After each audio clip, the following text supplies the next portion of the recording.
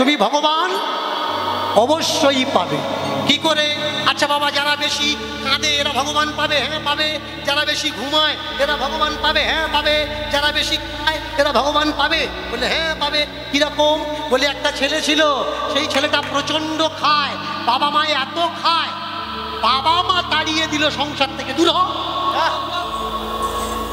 তোর মতো ছেলে সংসার, মানুষ কত কামিয়ে পারে? হ্যাঁ রে, খায় খায়, তুই শুধু খাস। ওই পারকোষ বলে দেখেছেন? পারকোষ ঠাকুরের যখন বছরে একবার পূজা হয় দেখবেন এই থালাটা বার করা হয়, ও আস্তে খেতে বসলে এই বারকোষটা নিয়েই খেতে বসে। আর এতগুলো ভাত রুটি ওতে কি বিড়াল লাভ মারলে হবে? মাঝে মাঝে ওর বাবা ওর কাছে বসে, বসে বলে খাচ্ছিস খা, মাঝে মধ্যে একটু জল খা, ফুলুক। বললে জল খাবো, আধ ঘন্টা পরে খাবো। তুমি জানো না খাওয়ার সময় জল খেতে নেই? ও এত খায়, ও জানে যদি জল খাই আর খাবার যদি ভেতরে কম যায়, এর জন্য খেতে খেতে জলও পর্যন্ত খায় না।